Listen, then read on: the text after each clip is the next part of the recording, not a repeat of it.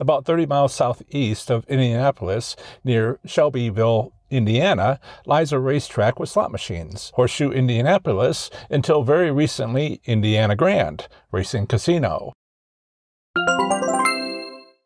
Indiana's 1851 Constitution banned lotteries, historically interpreted by courts to mean all gambling. In 1988, Indiana approved a constitutional amendment removing this ban. Within months, cities with economic difficulties had casino proposals, including 10 riverboat casinos. In 2007, Indiana allowed horse tracks to have as many as 2,000 electronic gaming machines. Indiana has 11 commercial casinos and 1 American Indian tribal casino. The largest casino in Indiana is Horseshoe Hammond. The second largest casino is Hollywood Casino Lawrenceburg. The Indiana Gaming Commission, IGC, regulates gaming in Indiana and has its Casino Control Division as a law enforcement arm with a primary role to investigate illegal gambling. Enforcement of illegal gambling at bars and taverns is by the Indiana Alcohol and Tobacco Commission. The IGC offers comprehensive annual reports on all aspects of legal gaming in Indiana. Indiana has no theoretical payout limits, but return statistics are publicly available for commercial casinos. The casino hold percent for each commercial casino is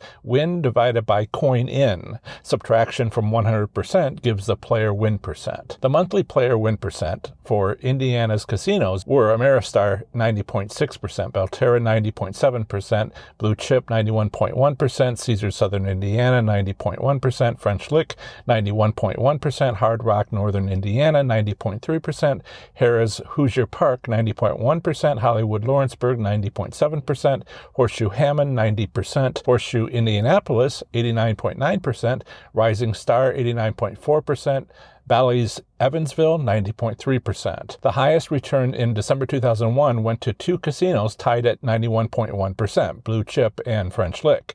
The lowest return went to Rising Star at 89.4%. However, the second lowest was Horseshoe Indianapolis, which has the lowest return for 7 of the last 10 months. Otherwise, Horseshoe Indianapolis is open 24 hours a day and 7 days a week. The casino permits smoking on the casino floor. This casino has a parking garage, including valet service. Horseshoe Indianapolis has 1 cafe, which is still open, with 2 restaurants, which are temporarily closed. Menus are limited. No masks are currently required if the guest is vaccinated, although all employees and vendors must wear masks. Horseshoe Indianapolis has its Caesars Rewards Players Club. It has 6 tier levels. Tier level point requirements are 1 gold for new guests, 2 platinum for more than 5,000 points, 3 diamond for more than 15,000 points, 4 Diamond Plus for more than 25,000 points, 5 Diamond Elite for more than 75,000 points, and 7 stars after 150,000 or more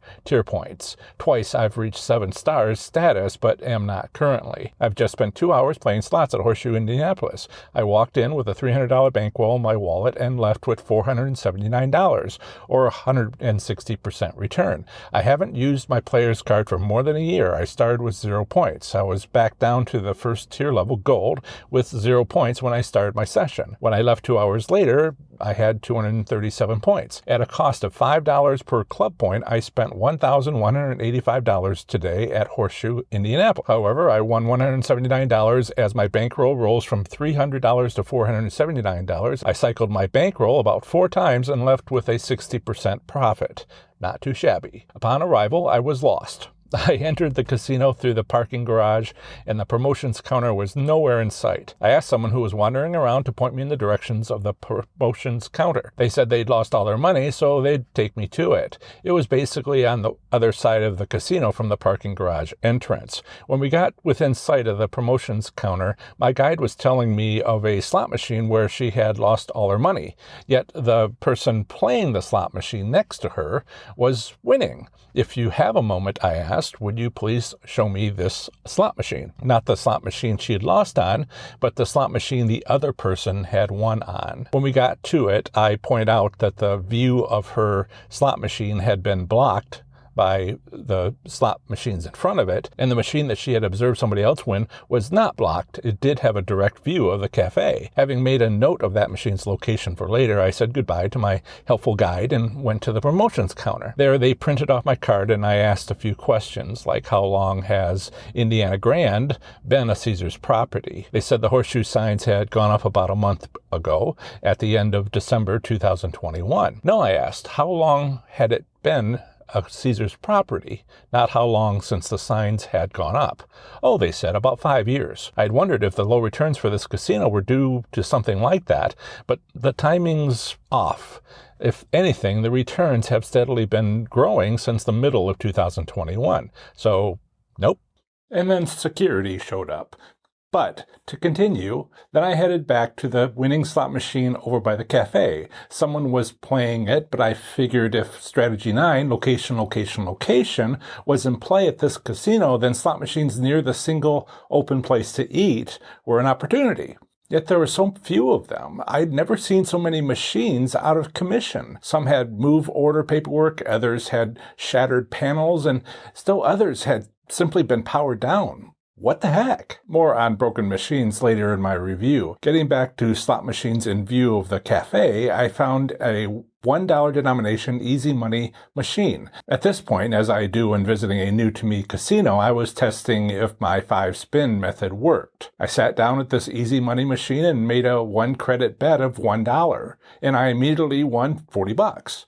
Okay, pause the 5-spin test. I needed to evaluate if this was a winning machine. I made 20 minimum bets, spending half that first win, and made all kinds of bonus rounds and line wins. Okay, this is great. Let's see how maximum bets worked. And did they ever? My $100 turned into $200, then into $300, and then $378. And I stopped. Why? Because when my bankroll got to $200, it dipped down to $150 before it shot up to $300. And it dipped almost to $200 before I won, climbing it up to $378. I knew I had to preserve my gains. So that's what I did. I put that $378 voucher into my deposit-only pocket I'd been training myself to use and didn't take it out until the end of my visit. Yes, it was hard. But I was playing a $1 denomination machine, making 5-credit bets for $5 each, with a $100 bankroll to start. My bankroll was too small to play this game. So I took my winnings and tucked them away. When I looked at my watch, I saw that I'd been in the casino for 10 minutes. Was it going to be a long casino visit with those winnings burning a hole in my pocket? It was going to be a test of my discipline. Next, I unpaused my test of the 5-spin method at this casino. I tested a total of 20 machines, out of which 16 gave tastes of only a few cents each. I made minimum bets of 30, 60, and 88-cent bets, and won 7 cents, 10 cents, and even 20 cents a couple of times. Well, my 5-spin method worked, but its return was terrible. I'd yet to see such a terrible return. Of my original $100 bankroll, I had $64 left over. So I switched back to what did work. Instead of strategy 1, only win immediately, the 5-spin method. I started looking around for winning machines based on their being viewable from a distance, based on strategy 9, location, location, location. I'd already found the only slot machine directly visible to people sitting at the cafe, but this casino had lots of table games and several entrances. I found winning slot machines, but it wasn't me winning on them, but another player. I checked back later in my visit, and those slots enthusiasts never left. But I persevered. Eventually, I found a winning machine not taken. It was a jungle roll penny machine, partly angled to the main aisle, so it would catch the eye of anyone playing a table game in a long section or someone walking into the casino from the parking structure. There, I turned my $64 leftover bankroll from testing the 5-spin method into $101. And this is where my winnings burning a hole in my pocket from earlier influenced me. See, I took that $64 bankroll and brought it up to $250. And because I'd been disciplined earlier, I spent $150 playing maximum bets of $4.50 until I pulled out of my dive just before my loss limit of $101. If I hadn't done that, if I had done again what I'd done the first time, 10 minutes into my visit, I would have left with double my initial bankroll. instead of 60% over my initial bankroll. What was I, out of practice maintaining discipline? Maybe. But let's get back to the broken machines at this casino. Looking at the paperwork, there were several reasons for the machines being off. Some had shattered interfaces. Others had notes about hard drives becoming unplugged. Others that it would not connect to the network. And some said simply move. And all the paperwork on the machines had dates going back to October 2021, with the latest being 12 days ago. Was it a shortage of technicians? Or repair parts? I decided to see if maybe they were prioritizing fixing slot machines in the high limit room. Nope. Many of those were broken too. So I counted them. In the high limit room, 10 machines were broken out of just over 100 or so machines. That's 10%. I walked around the casino floor and it was roughly 10% there too. These down machines are terrible for the casino. They're losing money every day. How much money? Well, I'll tell you how much money they're losing. It's $508 per machine per day. For 150 machines, that's $78,000 a day, or $2.3 million a month in profit.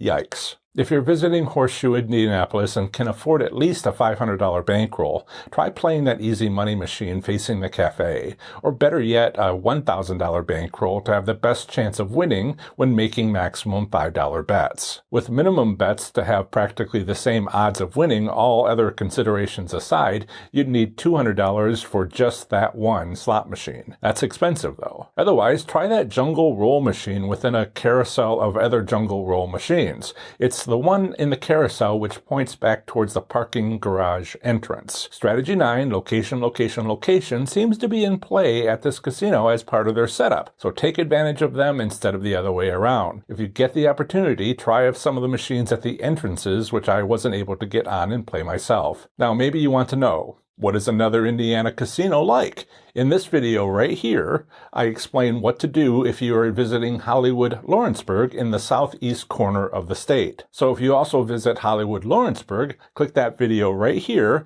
and I'll see you guys in the next one.